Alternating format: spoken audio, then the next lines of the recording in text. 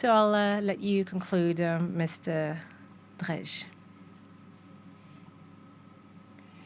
This discussion on forests was as rich as it was this morning on agriculture, and I'm sure you're all able to appreciate the very complementary interventions and contributions of the different speakers. What surprised me in this roundtable is the very high convergence in approaches, even though the points of views and were different on the issue, and that's something quite encouraging. Whether it be research, the Biodiversity Foundation, a representative of private foresters and their organizations of cooperatives, everyone reached an agreement on the question around French forests, and the conclusions and recommendations really converged. They converged, and you might think it's kind of a joke, but this convergence was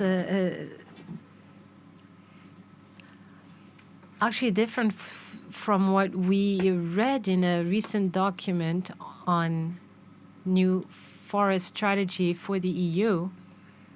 And this document was presented by the Commission a few months ago. It was adopted once the Council and the Ministers of Agriculture expressed reservations that were quite important. So this means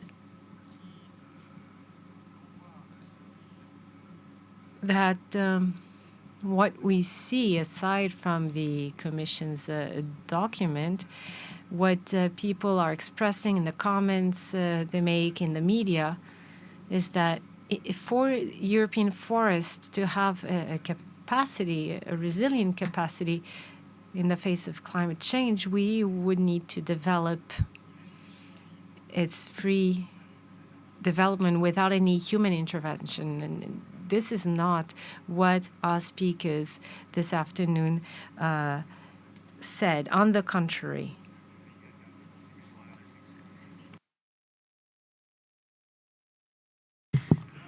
So we need to contribute to this reflection, and I think that there is a major discrepancy in terms of global policies between what was proposed at a European level and what our speakers here suggested.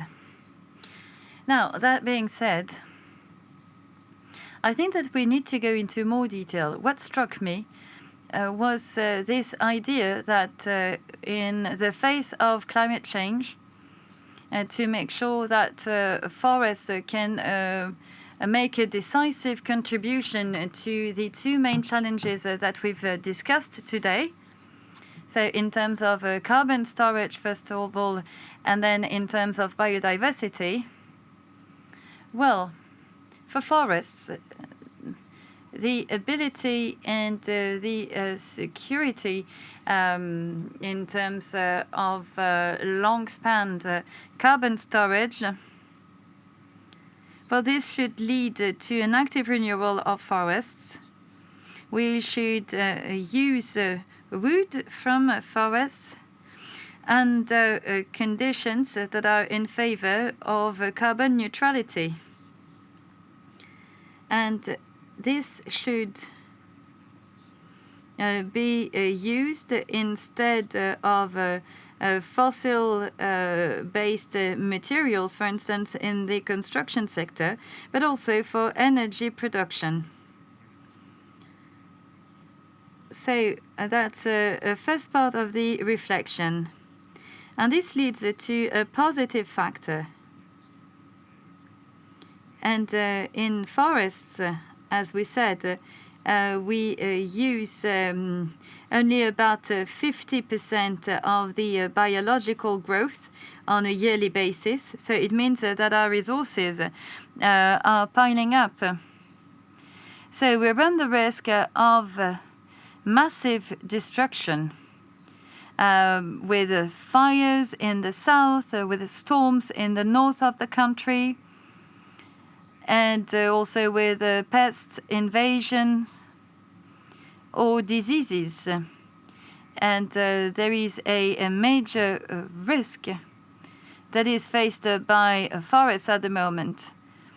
And since forests are carbon sinks, if this happens, it means that this carbon will be emitted back into the atmosphere.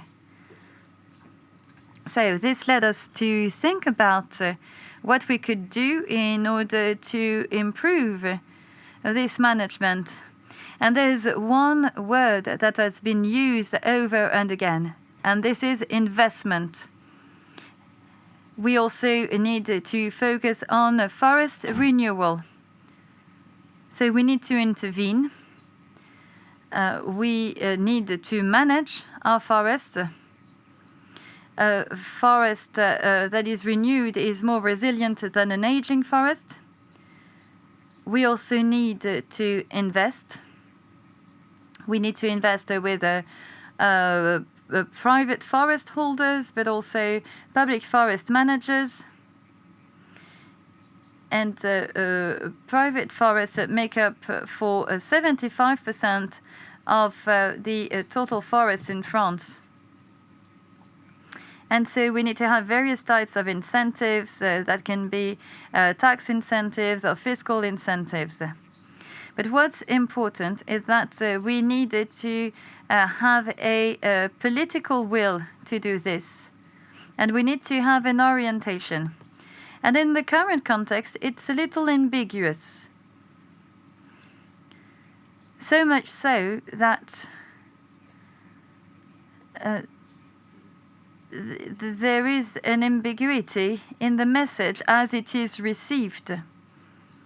And what was said in the roundtable was particularly interesting. The speakers mentioned the recovery plan that was launched by the government. But we could also mention the fact that in the second pillar of the new CAP, member countries can offer to support forestry investments and forest renewals. It might not be enough, given the major size of the subject. However, we need to capitalize on this. Since this is supported by the government's recovery plan, and since it is supported by the CAP at European level and co-financing from regions, well, I think that we need to give a sign showing that we need to invest in forests. Because for many, investing in forests means cutting down trees. So I'd just like to remind you of this quote that is from Gustave Flaubert, whom we are celebrating at the moment in France. In his dictionary of preconceived ideas, he wrote about the silliness of the bourgeoisie. And under the letter S, he wrote sacrilege. And he said that an example was cutting down a tree. And this is something that we could use in a dictionary of preconceived ideas from the 20th or 21st century. So I think that it's very important to underline this need for investment. And I think that the state is there to pave the way for more investment. This can be done through various financial incentives. And we need to have a clear message from the government stating that we need to renew our forests. There is another point that led to many comments. There is this distinction from citizen consumers. They are very much in favor of timber and wood as a material. And we know that this leads to purchasing, to actions. We know that wooden constructions are skyrocketing. And we were saying earlier that we had a stronger Roman influence in France, and so we favor stone constructions, but now we have more Nordic influences favoring wooden constructions. I'm sorry, but we will need to wrap up soon. Well, there are many other uses for wood that are developing. Therefore, we need to manage that distinction because we have citizens on the one hand and consumers that find it difficult to accept the fact that if you want to use wood, you need to cut down trees. So I think that it would be a good question to ask ourselves in the future.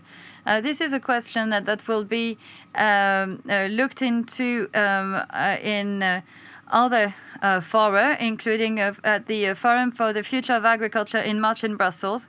I invite you all to join us in March in Brussels.